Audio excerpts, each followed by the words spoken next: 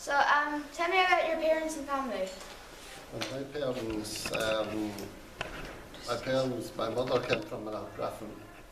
My father was in Ballynunny all his life, and they lived up until the 75, and my mother was 94 when she passed away. And when my father was in Ballynunny for 5 generations, that's all we can go back as far as. We can't go back for any more. And what are your earliest memories of home life? Well, the earliest memories of home life that time was fairly, wasn't as nice as we have today. Homes, the way they're heated today and everything like that. But everybody dressed fairly well that time. And I suppose we put up with the cold, but we felt the cold that time a lot more. We thought the winters, I think the winters were a lot harder that time than now. Now we don't, the summer and the winter, there don't be a lot of difference between it. But home life that time, we stayed very much around locally and we visited people around, and that was very neighbourly, like that's the way we were at that stage. People didn't travel that far. There weren't cars in my time. The first day I came to school, I came in a pony and trap. And roughly how many families lived on where you lived? Where I lived, just my neighbours here is, and over the road was Costigans, and at the cross then were Hartigans and Casey's, Mrs. Casey and Paddy, and then the Moors just over the road again from us, and just down from there were Morrissey's on the way to Grange. But that's all that lived in that locality. There was no other house there in that locality, just those few houses. And some of them were going to Grange School when I was going to Grange School. Your grandmother, you mentioned your grandfather, anything on your grandmother? My grandmother was condured. She didn't, she was an only girl and he married in there.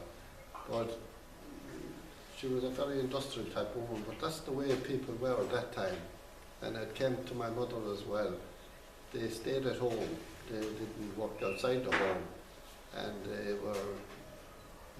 they had chickens or all that, and eggs, and sold eggs, and it was like a little industry. And they made their clothes and did all the darning and all like that, which people don't do today that much. But they were very industrial at home, and they were running their own business at home. So that's what people did that time, and they were very happy to do it. And what were the main changes you've seen over the year? Well, I have seen a lot of changes. I have seen so many changes I didn't ever think I'd see them in my lifetime. I suppose you could go back the way we worked as well. My father and his father before him worked a lot harder than we did physically. Like you have tractors now and you have machinery to do everything. But that time farmers worked daily physically. They worked really hard. They really worked with their hands and they really worked. Like we'd go on to farming if you like, in ploughing and that. They had to walk all day there and they were only ploughing a small little sod. And they had 2 horses. And it wasn't as easy now. These 2 horses wouldn't go the way you want them always. And there'd be a strain on you, and the plough mightn't go the way you wanted, and you'd be kind of guiding the plough the whole time. So you'd be under a strain the whole time. There'd be nothing like today with tractors and machinery. I mean, you sit up and it's all hydraulic and loaders and everything like that. But people that time physically worked hard.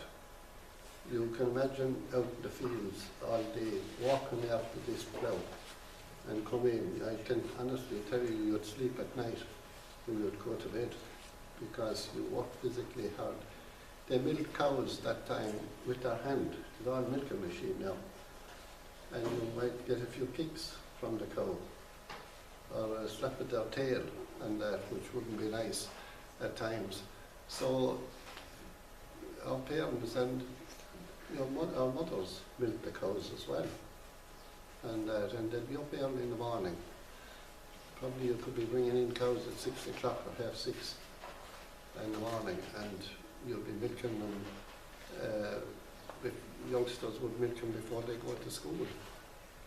So you had to do it, but mothers at home did it as well. They were quite willing to do it. There was no, it was just accepted. But as I say all the time, before ESB came, people worked a lot harder on farms than at home. ESB, you say what was the biggest change? I had seen ESB coming.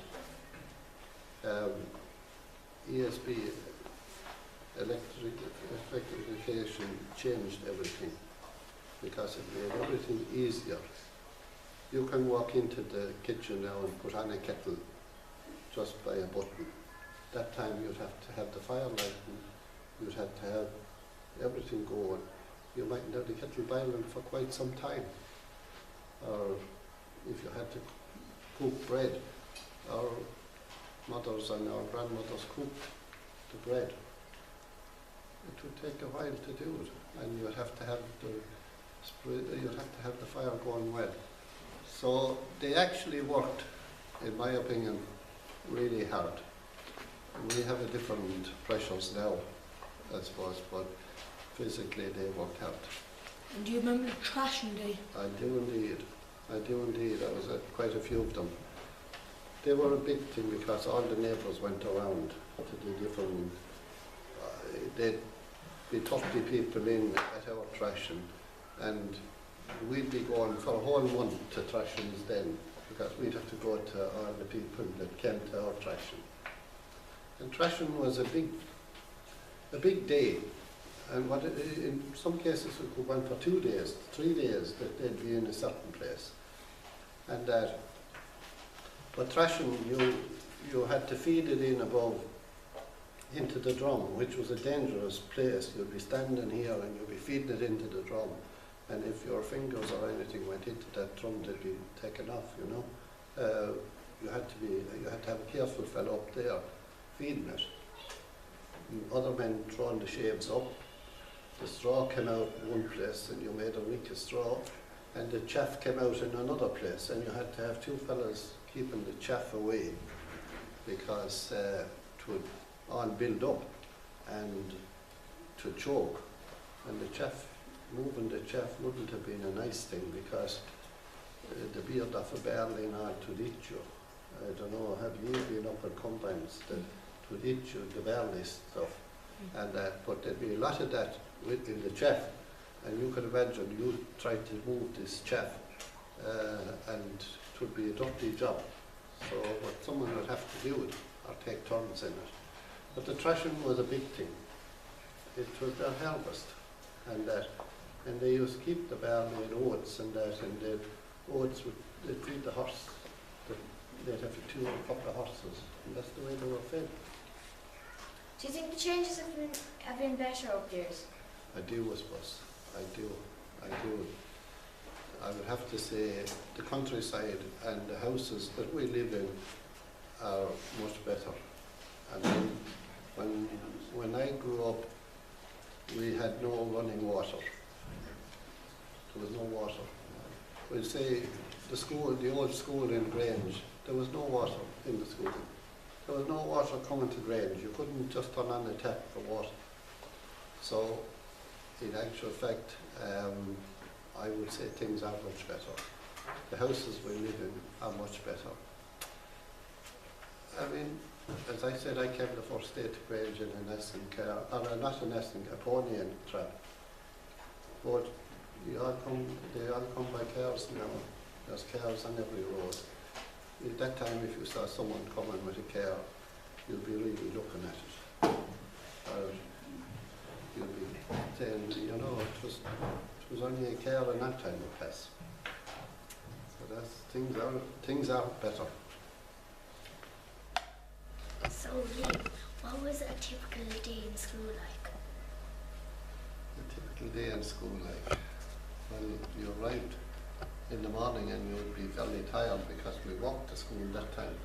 And your little legs, when you'd be only 5 or 6, to walk down, we walked a mile and a half down to school, and the weather seemed to have been a lot cooler that time. And you'd be frozen, and so by the time you arrived to school, you'd be fairly tired. And the teachers that time were very cross, I can tell you. So you would have to be in the best of form for the day.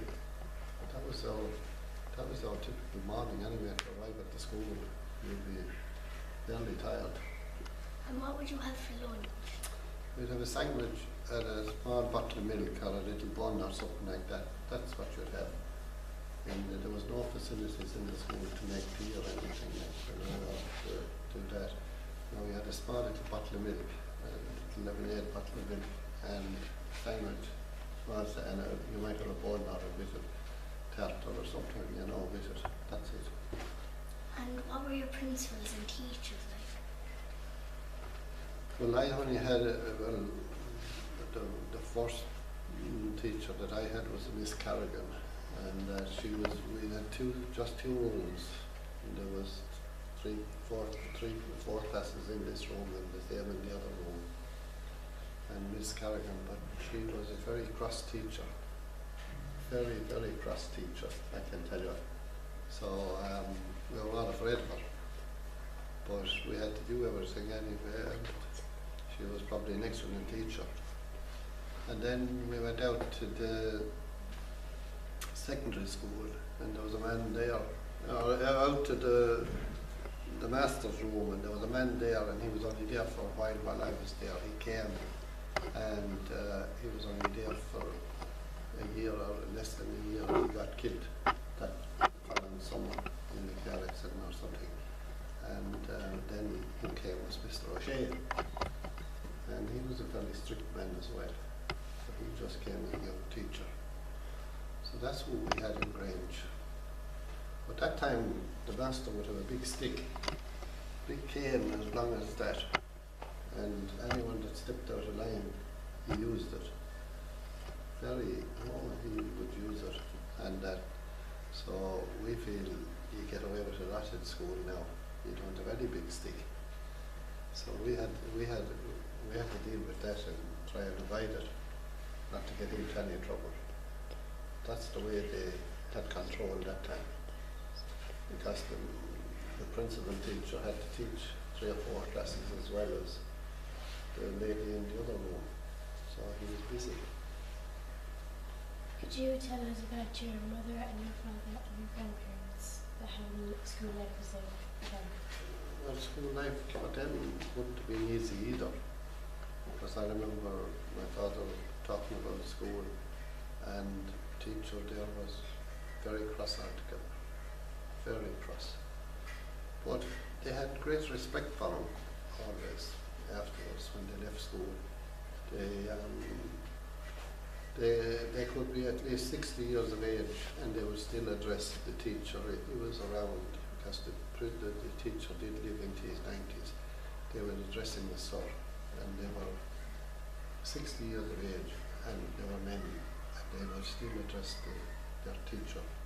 So that's the respect they had, but they would say school was very tough, and the men that time were very cross and that. So but they got on well. That's all they had. A lot of them left school at 12. They didn't go any further. So that was it. Did you get any homework? We did. We got homework and we had to have it done. I would be in the same trouble as what she would be in.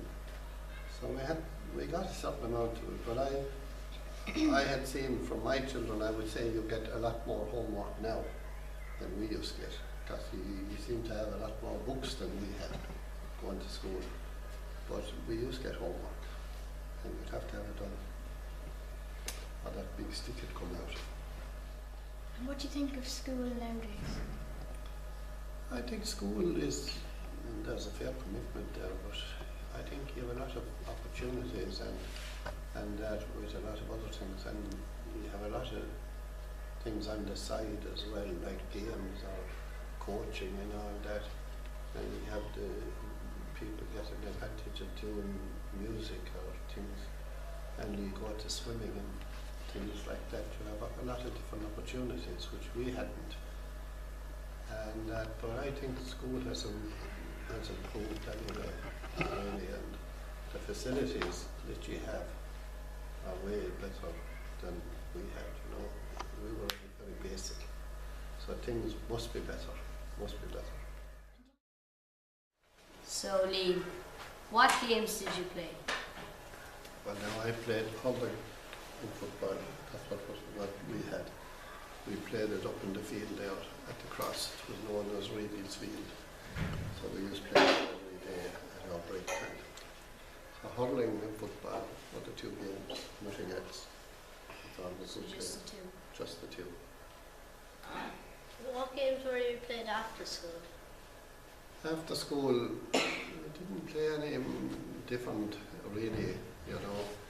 But during our school years, Mr. O'Shea was the teacher, and he got involved in athletics and that. And there was championships between the different schools in Tipperary and in the county. And he got us all involved in that, so I used to do a lot of athletics. That was running and the long jump and things like that. So I used to be very involved in that. So what did you do? Did you train for this? We did. What we did, we trained. We used to sprint 100 metres or 100 yards that time it was. 100 yards. We used to do the 100 yards, we'd do less. And then we used to do a relay race, 4 of us in the team. And then the long jump. And different things like that we were very involved with. He used to have us involved. And we'd go around to sports days then in Kilsheal, and then they'd be in Cashel and places like that. Did you have the same routine like for your training? We did. It was very much the same. It was very basic now, I can tell you. Not like now, we used to have coaches coming in and that training, like you have coaches coming in now to train for football and hurling, but we had nobody. We had the teacher would be there with us, that's all. Had you any noble successes? I hadn't in the hurling and football. I was on the team, but we didn't win the years I was on it. They won afterwards, after I leave, and they had a few successes in the school. But I had successes in the athletics. I was very involved in athletics, in the running and jumping. I was very successful in those. We had a good team here in Grange, and we used to go to the different sports events.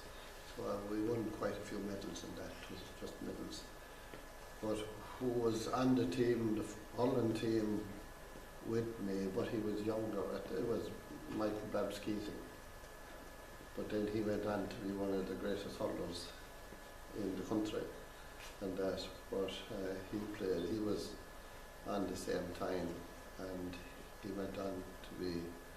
And another man that just was good was Father Matt O'Connor. He was on the Tipperary team as well, and he played with us as well. But I didn't get involved in it after school. I was involved in athletics and things like that. What level did you complete at in athletics? Up to when I was 20 and 21, up to that year, up to that age. But I was in all schools athletics up to senior level in schools, you know. Did you play any card games? Oh, I did. Played 25 a lot. So it was a great game locally, and there'd be card drives on as well up in the school at different times, at Christmas time and times, you know. So 25 was a big game, and a lot of people, but I played a lot of it. Did you cheat during the game any time?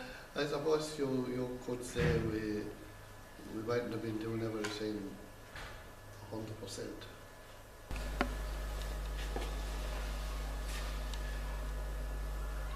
So, what type of food or meals did you have for breakfast? We had for breakfast, we used to have porridge and just tea and bread. We used to have homemade bread though, because my mother and grandmothers used to make their own bread that time. What would you have had for supper and dinner? Dinner we could have either bacon or lamb, or that if we had beef or anything like that to be treat on a Sunday maybe, We wouldn't have, we'd have bacon quite a lot because we used to kill our own bacon, we used to have our own bacon, we used to kill a pig every so often, that's the way people did at home that time. And but we'd have chicken as well, that's all. We'd have our own chicken. And we'd have turkey at Christmas. That was another treat.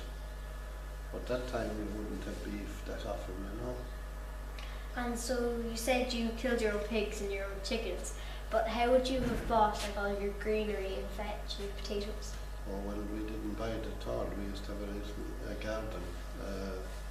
Everybody had their own vegetable garden near the house. And it's what you'd have in that is early potatoes and you'd have cabbage. We'd buy the cabbage plants.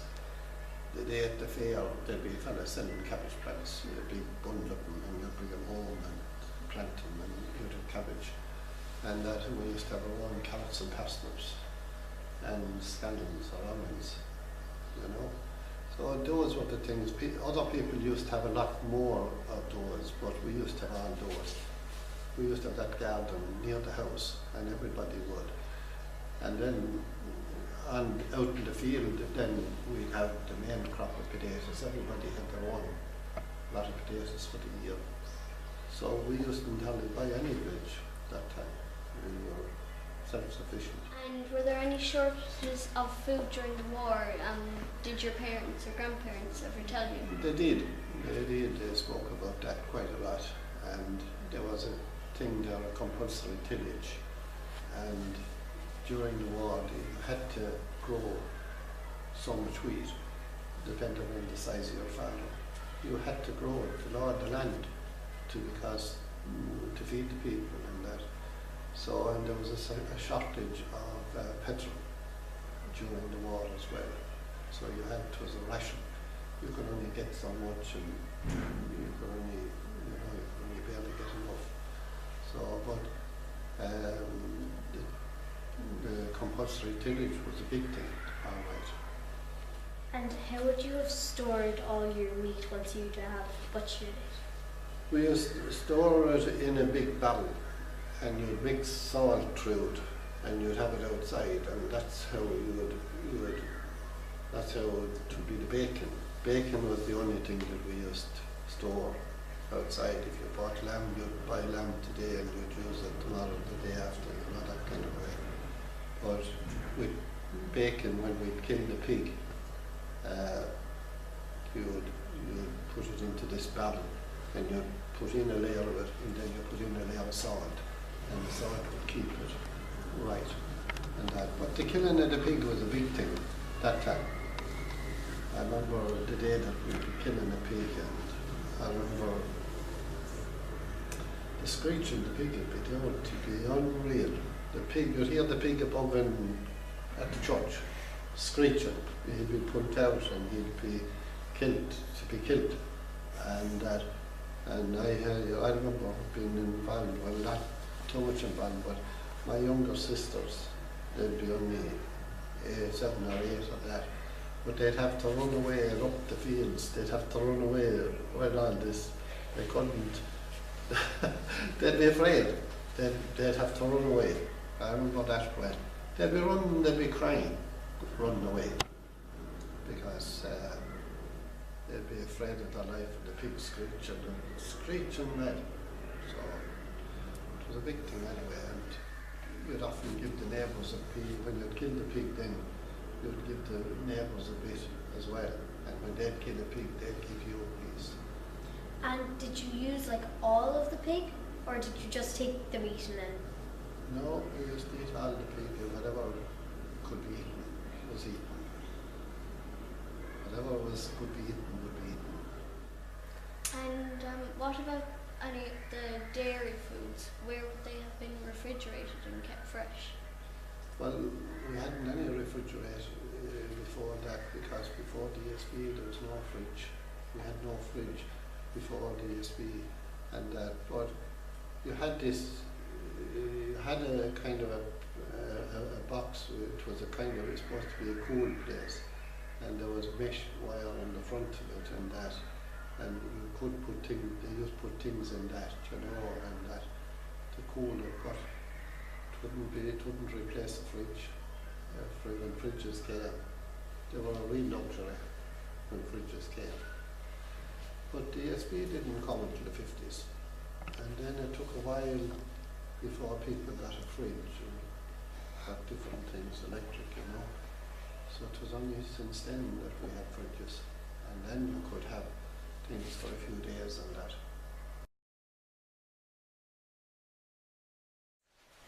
So Liam, I heard you were a farmer in one of our earlier scenes. Did you go to any fairs? I did. Fairs, well, back in the early days were big affairs. The fair that we would go to would be Care, and there'd be another one in Clonmel. But to go to the fair, I remember I went to the fair and we walked cattle to the fair. You'd get up at 4 o'clock in the morning and walk. I remember one in particular. We walked in with a few cattle, and a neighbour of mine, Moore, had a couple of cattle as well. So we brought the whole lot together, and we walked them in anyway, and to Care. But when you come near Care, you'd meet fellas coming out the road to meet you, to know would you sell them. They'd be out beyond the convent or out to Aherne. We'd be coming in that way to Care, and these fellas would be coming out offering you something, and they'd be known as jobbers. They'd want to buy them before you'd get to the fair, and then you'd still have to bring them in, and they'd probably try and sell them on again. But that time you wouldn't sell them to them, because they'd seem to know what was going on inside before you arrived in, and maybe you wouldn't know the real price, So anyway, we got into the fair anyway, and you get your pledge to hold them in a corner, and different people would come on and they'd ask you the price, and they'd ask you the price, and they'd walk away. So you'd be standing there waiting for someone to come on to buy them. And would it have been hard to herd all the cows into the fair? Well, it wouldn't be easy. It wouldn't be easy, especially if you had a few wild ones. It wouldn't be that easy, but we had to do it. Oftentimes youngsters might be kept at home from school to bring them in as well, But then a lot of people left school that time young, and they'd be there to mind them as well. But you'd need a little bit of help, and you'd have your corner on the side. You might only have a corner there near a shop, and you might have a little crate or something. You'd hold them in that corner, your ones, and there'd be someone else beside you. And these people would go around, or a farmer could buy them as well, and he'd hold them on for longer. Or these middlemen were known as jobbers. They would buy them, and they'd bring them to another man next week or something. Some of those in the early days had lorries or that, and they'd bring them off to Cappoquin or to Dungarvan or somewhere like that and sell them. And where were the fairs held?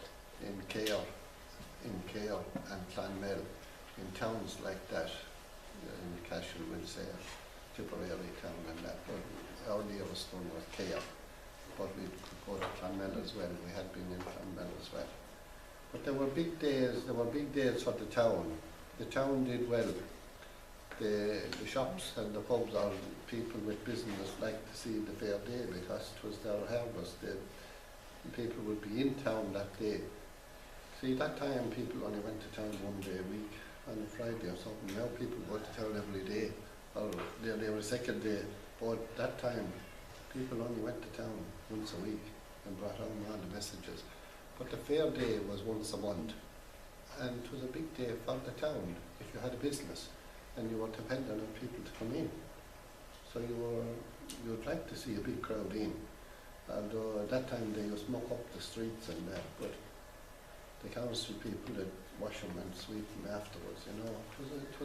That was the way things were done at the time. And who would have organised all the fairs? And like, how would they have gotten around? Like by word of mouth, or were there advertisements in the papers? There would be advertising. They'd advertise them in shops or that. You'd still see old signs if you were in some pubs. I remember being in a pub up in Palace Green, and you could see a sign there of a fair day, you know, an old sign. That was from that time. They'd have it framed and that, but they'd advertise. But people they'd all know because it was the first Monday or first Tuesday of the month. The fair would be in Care, or the fair would be in, or the Friday it would be in Tipperary, or some other date to be in Clonmel. So it would be, the date would be set, so you'd know it. Donna, did children go to the fair, and what did they do there? They did, and when I was seeing young fellas like that at fairs, they'd help. They'd be helping their father to keep these in a corner or against the wall, just to keep the cattle against in a little place. So they would be there, and they'd be only 7 or 8 or 10, and they'd be there. But you all had to throw in your weight that time, and to mind them. And it was a big thing because what the man got for these cattle that kept him going for the year. Do you know that he was dependent on selling these cattle to pay those rates that time and things like that. But to live, and the whole family would be involved, and it would be a big thing to know what he'd get for the cattle and to talk about it. And when he'd come home, they'd talk about the neighbours because they'd be in and out the neighbours. It would be a big thing about what he got for the cattle and how they were born today. There'd be a big discussion. In some houses there'd be all the discussion about how things were. But it was the way people had to make a few pounds. And were there any fights over prices at the Well, fairs? there would. These fellas, if you'd have some of these fellas buying them to sell them on again, and there'd be quite a few of those fellas around in every fair. They'd be known as the jobbers, as I said, and they would feel that if they were tangling with me to buy the cattle from me, and I was holding out, and they'd walk away, they would try and say they'd give me so much, and they'd walk away then and all that. They'd come back again, and then they'd take the money out of their pocket. The fact that I'd see the money, that I'd take the money, the minute I'd see the money, I'd nearly want to take it, and I might take less. And they'd walk away again if I wasn't, you know. And if another fella came in, another one of those jobbers came in to buy it, and he came in, and this fella would think he had the right because he was there first. And if another fella came in and he was giving me a bit more, the other fella could come back and have a right row with him. Oh, it would be a vicious way now. They'd nearly go to a fist fight. But anyway, that even happened when fairs went, when they went into the mat as well. Once these fellas would be buying, they'd feel they'd have their leg in, and the other fella couldn't come in. They'd be very annoyed when another fella would come in. But they'd be playing you along, that, you know, to know would you take it, and then they'd show you the money, thinking that you might still take less for the animals. They'd be trying to buy them as cheap as they could, and they'd bring them off somewhere else and sell them again, and they'd make a few pounds. That was their way of making a living. And how was the deal made? Like, was it like customary shaking hands with the hands, or were there different traditions? Oh, there was. It wasn't shaking the hands at all. Twas, you'd have to put your hand out and they'd spit in the hand there. And, but there was a huge thing about making a deal, especially with, if you sold a ram or if you sold, with anything. Look, money was a huge thing. If you didn't give a bit of look, you know, the older people taught an awful lot of a bit of look. And no matter how small it was, just a half a crown or a shilling, the look penny meant an awful lot to people. because to have a bit of luck, if you bought something, to have a bit of luck with it is looked upon as great. The old people thought a lot about that, and it meant an awful lot to them. They just, if they bought a cow, they'd like to be lucky, and especially if they went to the market and they bought a ram, they'd like the ram to be lucky, that they'd have lambs. That's what they were looking for, and that they'd be lucky. So it meant a lot, but if the man that sold the ram to them didn't give them a bit of luck, they wouldn't be happy going home, and they wouldn't be happy at all. It was very mean, and they wouldn't like it, not like it at all.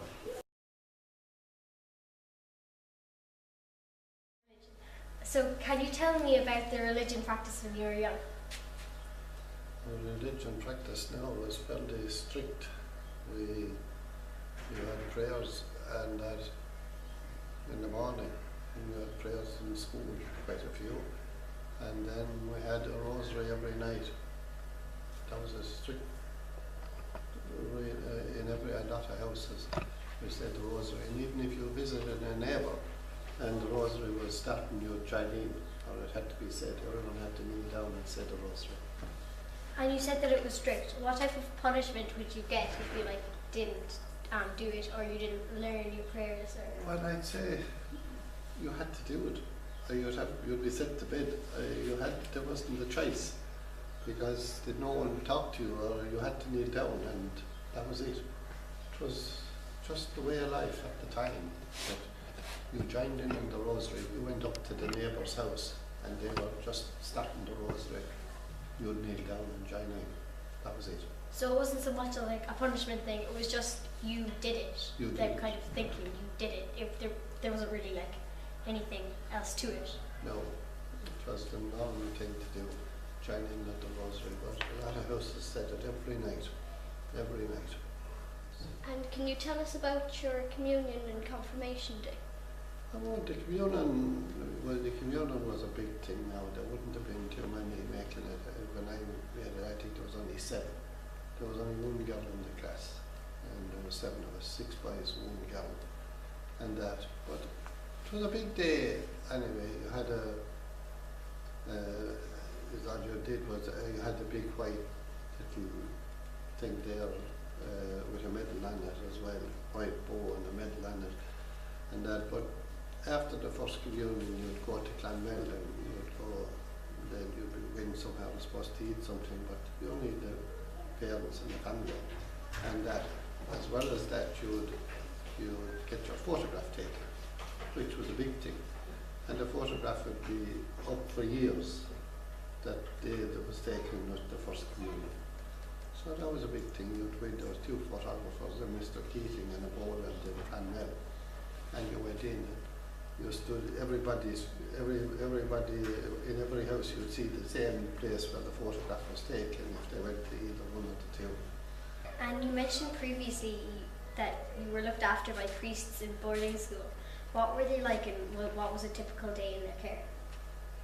Oh, they were typical, but they were fairly cross too. Oh, they were very cross as well, I can tell you. You'd first have in the dormitory, you'd have a place up at the very top. There'd be like a cubicle, and you'd have one sleeping in there, and he'd be over all the discipline in the dormitory of if there was anything going on, because when the lights would go out, there'd be cat calling in different places, and he'd turn on the light trying to look for who's at it. But sure, religion isn't as big today as it was in our time. I suppose that often happens in countries where we developed more and people got more independent and that, and got more educated and got better off and that, and they didn't rely on religion. Religion was very strong here because of our history, the famine, and because of our history with poverty, and that we were very poor into the 50s and 60s up to that, and people just relied on religion. They prayed a lot, and they very devout, and priests were people, and the principal or the school or the teacher were the people that were educated, and they were people that people looked up to, because a lot of the people left school at 12, just left the national school, they never went to secondary school. So they looked up to those people in life, and if they wanted to get a letter written or anything, you went to the teacher or you went to the parish priest or the curate to recommend you for something. They had a lot of say in the parish or that. And did you prefer it the way it was back then, or do you prefer it now? Like, would you prefer it if we still had all the technology we have now, but we still looked up to priests more? I probably would think we should look up to them a bit more than we do now. I think it has gone, the circle has gone around too far, but I still believe that we're better off today and we're more independent. I probably think that it was driven into us a bit too much that time because we had such a thing as missions, and missions, there were other priests that had come to the parish. They'd come for a week or a fortnight, but they'd be inside in the church and they'd be shouting inside in the church. I remember one evening, I'll never forget it, I was only small, it was 10 or 11, and we were coming, but we were a bit late for that night. And coming in the gate above, into the church, we could hear him shouting inside in the church. And they had no microphones that time. But these were two foreign missionaries, but they were shouting inside. So I mean, if you had that today, the people would walk out. But people were afraid.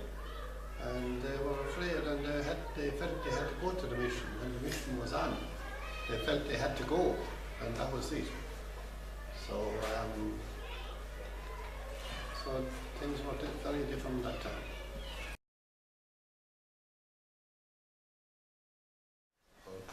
Can you tell us about your work life? Well, my work life now, I stayed at home from school and I went farming, and that farming that time, my father would have been known at that, but I built up a small contracted business as well, and at home, so I was doing that as well as being at home. That's what you went out and you did work for farmers, like baling hay. Very few had a baler at that time, and I started off doing that. So it started that way, it started small and developed it in, but I carried on that business for a good number of years. Because my father was at home and there was more of our family at home, so the farm had to put them through school as well, so I couldn't. I had my own, as well as working at home, I had my own little sideline going on as well. What other things did you work at? Well, as you know, I am involved in politics, and but I can honestly tell you the way I got involved in politics, I stayed at home, as I said, and I got involved in Macra was a huge organisation for young people in rural Ireland, we'll say, to meet and to share ideas and that. But there was a social life to it as well. And they took part in debates and public speaking. And it got you to get involved in that and to have confidence in yourself. So Macro was a huge thing for people like me that stayed at home from school, that stayed at home and that. But I was very involved in Macro, and that's where I met my wife with Macro. She was very involved in it as well, in national debating at that. So that's where I met my late wife. And we got married, and she was very involved in politics. She was very interested in politics and being involved. I hadn't been, so she was very involved, and she got involved, and she got elected to the county council in South Tipperary, and then she got elected to Dáil Éireann, which is a huge thing for a girl, a woman as well, at that time, in '89. So sadly, her health wasn't good and she passed away. And then I carried on in the county council, and now I happen to be a county councillor. And I like it, I love it. I was chairman of South Tipperary County Council a couple of years ago, and I have tillage at home on the farm, and tillage is seasonal, and you're only busy at times. And then I'm involved in politics, and I knock a great social life out of politics, and I like politics. I enjoy it. I like the cut and thrust of politics, and I'm involved in different things outside of politics. Through the politics, I'm involved. I'm chairman of adult education for South Tipperary through the BEC, and I'm chairman of the school Kalash the Dunishki KL as well. And I'm chairman now of the development company, the South Tip Development Company, which give grants to people to start up a business in the locality and that. So I'm involved in quite a few things through that. So that's why I enjoy the politics, and I enjoy that side outside of farming. Can you tell us the best thing about being in the county council? The best thing I think is to meeting people and trying to help with planning and things like that, and with problems they have with different things with the county council. Planning is often a huge thing and that. But the biggest single thing, of course, the disadvantage is we seem to have very little money to do things now. And people would, a pothole mightn't be a big thing, but if you have a few potholes down on our road and they're fairly bad, they would annoy a person, and they might damage their car or damage their tyres, and it upsets them. And you mightn't think it's a big thing, but to that person it is. And that's why you have to deal with everything the same, that no matter how small it is, you have to deal with it exactly the same, because that's a big thing to the person. They wouldn't come on to you only that they would feel that it was a big thing to them. So it might look very small when the man had come on about a pothole or about coming out his entrance, but to him it's a big thing. So you wouldn't laugh at anything, no matter how small it is, because to that person it's a big thing, and it's very serious for him. Can you tell us different types of places that you travelled with your wife? Oh, I did now. I travelled quite a few places now, all right. I did. I travelled a lot of America now. Boston and New York and San Francisco. And I went way down South America as well, down to Brazil and Argentina. And we went across the Andes over to Uruguay. Did you ever hear of Uruguay? No. So we did quite a lot there. And you ever hear of Taiwan? Yes. I went to Taiwan. We got a nice while in Taiwan. But one of the striking places, and I'll never forget it, was I was in Calcutta. I was in the convent of that famous nun. And I thought I had seen poverty in the world, but you would have to go to Calcutta to see the poverty that I had seen. It was something I could never forget. I left Calcutta and I would say that I just said that I probably would never be back again, but I said it was something that would never leave me, the poverty that was in Calcutta. I didn't think there was people that would be just dying in the street, just at their doors in the muck and puddle down the street. There's two sides of Calcutta. There's a bad side, but the black hole of Calcutta, and we went down there. And you could see a person, there was a pump, and there was only a small drop of water coming out, but cold water. And he tried to shave himself with a knife, a kitchen knife. That's what he was trying to shave himself with. And so I couldn't describe the poverty that was there, but I must say that this nun that died, she must be a saint in heaven anyway, but sure she is. We have a picture here of your wife now. Oh yeah, oh that's a nice picture now. That's a nice picture. That was when she got into the doll anyway. And this is where the first extension, she was a county councillor at that time in the school. That was this section here. And she was very involved in it. Who was junior minister at the time, and he visited the school, was Donald Creed, and he was in charge of primary schools at the time. And he came, it was very hard to get funding that time for a school, but he came here one evening, Donald Creed. His son is actually in the Dawn now, Michael Creed. But it was he sanctioned that extension here. The chairman of the county council is a great honour for someone. Your first citizen of the county, it's a great honour. But she was thrilled with it, and she came here. I would say it was 3 weeks of that, and she planted a tree here. Or I'd say it was, but she was very proud to do that. And she did one in her own school as well. That week she did it above and golden as chairperson of the county council. But it's a lovely position to have. But for, as I said, for a lady to have it, it's not an easy thing. Politics isn't easy anyway. But for a girl, it's not easy at all. She was very proud of her roots in Golden. There was no place like Golden, and she was delighted. But then as well, she got it so associated with Grange. There was no place like Grange in the end. But she was very proud to plant it, and she was very proud of the schools. She taught a lot of education. Education meant a lot to her. She taught actually in the VEC in Clonmel. She was a maths teacher.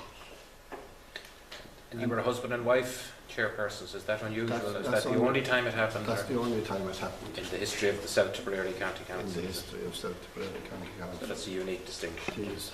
That's true.